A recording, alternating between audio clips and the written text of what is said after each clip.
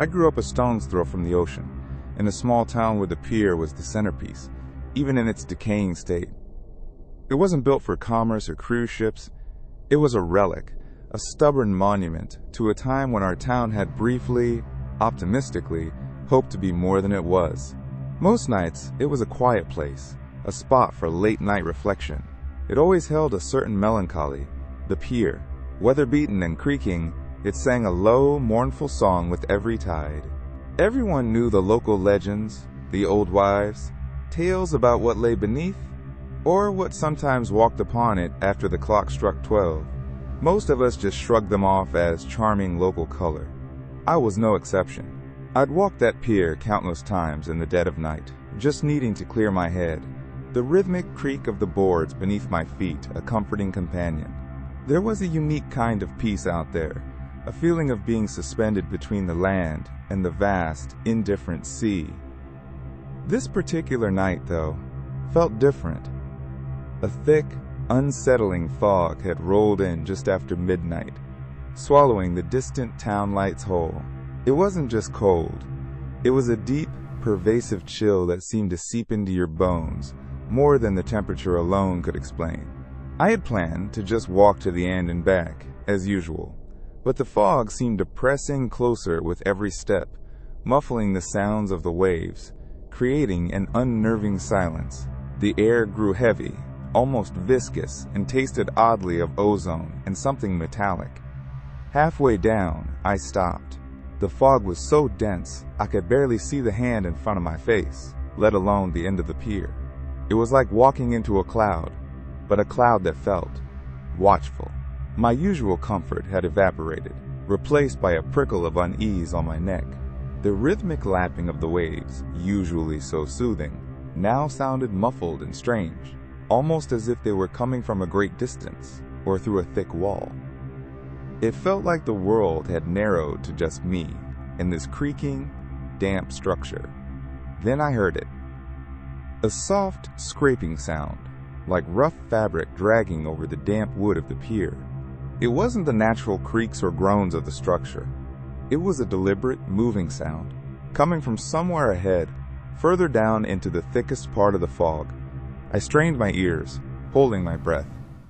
The sound stopped. I told myself it was just the wind, or a piece of debris washing ashore, or even my own imagination playing tricks in the unsettling quiet. The old stories about things that called from the pier's end resurfaced. I took a hesitant step forward, then another. The scraping started again, closer this time. It wasn't a consistent dragging, but punctuated, slow, like something being pulled along with great effort, or something taking very long, deliberate strides. And then, through a momentary thinning of the fog, I saw it. Far ahead, at the very edge of what I could discern, a shape. Tall, impossibly thin, like a single, unbroken line against the gray. It didn't seem to have a head or limbs, just a column of darkness. It stood motionless. The fog around it seemed to thicken again, then swirl, briefly obscuring it, then revealing it once more. It was too tall to be a person, too still, and that odd, indistinct form. It wasn't human. My blood ran cold. Every instinct screamed at me to run, to sprint back to the safety of the shore. But I was frozen, mesmerized by the sheer wrongness of the sight. My breath hitched in my throat. I couldn't tear my gaze away from that dark, silent sentinel at the pier's end. It hadn't moved. Not with any discernible step, at least. But it was closer. Much closer. The distance I'd mentally marked between us had somehow halved without any visible motion. It was as if the pier itself was shrinking, or I was being drawn to it. Then I felt it.